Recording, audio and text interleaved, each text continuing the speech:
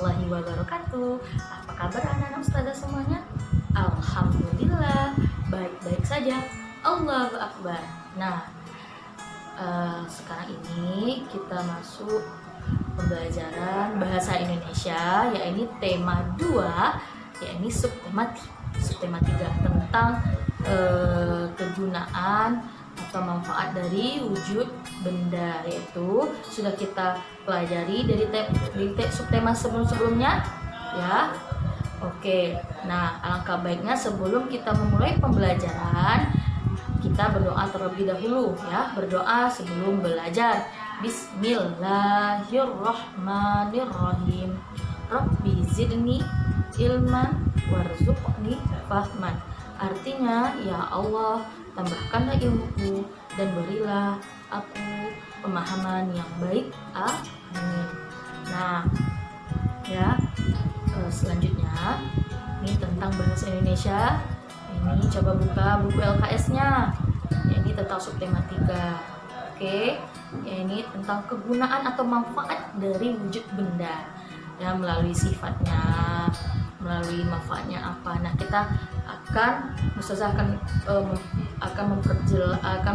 menerangkan apa manfaat dari wujud benda. Nah, sudah kita ketahui kemarin di pembelajaran subtema 1 kita mengenal wujud benda. Ya, ini ada 3. Yang pertama benda padat, benda cair, benda gas. Di subtema 2 kita membahas tentang bagaimana ukurannya dan ya bagaimana contohnya. Oke, kalau benda padat ya ini benda padat bentuknya tetap ini ya. Kita contohkan seperti ustazah mempunyai kotak tisu. Nah, bentuknya tetap, nah, tidak berubah ya nak ya. Ya, ini termasuk benda padat ya. Jika ustazah pindahkan ke kanan, ke kiri ustazah ya, maka bentuknya masih tetap. Pindahkan ke kanan ustazah, bentuknya masih tetap karena dan benda padat ini dapat disentuh. Ini dia. Oke, selanjutnya. Nah, dari sini ini termasuk benda padat. Contoh nih tempat tisu yang ustazah miliki di rumah. Lanjut ya. Benda cair. Nah, bentuk benda cair ini adalah selalu menyerupai wadahnya. Contoh air nih. Air di dalam gelas ini nak ya. Ustazah punya air di dalam gelas. Nah, dia selalu menyerupai wadahnya. Nah, wadahnya gelas. Dan benda cair ini ya permukaannya selalu datar ya. Oke. Dan dalam kondisi tenang. Tenang kan airnya? Tidak bergelombang. Oke. Nah, ini salah satu bentuk dari benda cair, contohnya air, sirup, dan susu yang kamu minum setiap sarapan pagi atau menjelang tidur malam. Lanjut, yang ketiga adalah benda gas. Nah, benda gas ini dia tidak dapat dilihat, ya, tidak dapat disentuh, tidak dapat, ya. Dia selalu mengisi ruangan yang kita tempati. Contoh, dan selalu menekan ke segala arah. Contohnya apa, ustazah? Nah, contohnya adalah angin. Iya, angin yang kita hirup setiap hari ini adalah contoh benda gas. Ya, jika kita bernafas tidak ada angin, bagaimana?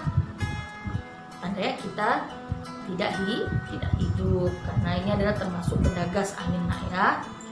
Nah, contohnya lagi tabung gas yang dimiliki orang tua kamu di rumah. Sebelum orang tuamu masak, tentu menghidupkan kompor terlebih dahulu. Nah, menghidupkan kompor tersebut ya itu berasal dari percikan apinya berasal dari gas. Nah, gas itulah yang mengisi, yang menghidupkan api. Oke, lanjut ya. Nah, itu di subtema 2 kemarin kita mempelajari tentang itu ya, bagaimana rinciannya. Dan subtema 3 ini tentang kegunaannya. Tadi ustazah bilang kalau benda padat itu ada tempat tisu ya.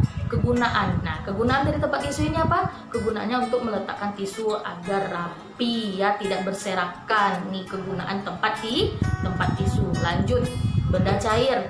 Nah, gelas ya yang berisikan air nih. Oke, air ini ya setiap hari kita membutuhkan air untuk kita minum. Iya, jika tidak ada air bagaimana? Kita akan merasa kehausan. Jadi air ini adalah untuk kita minum, ya untuk mencuci sayuran, buah-buahan, ya mencuci mencuci pakaian. Ini air sangat berguna untuk kita itu dalam kehidupan sehari-hari. Lanjut ya, benda gas. Ya ini adalah tabung gas. Ya tabung gas LPG. Ya ini maksudnya itu tabung gas yang orang tua kamu apabila memasak menggunakan tabung gas tersebut. Di dalam tabung itu ada gas. Nah, gas itulah yang termasuk benda gasnya.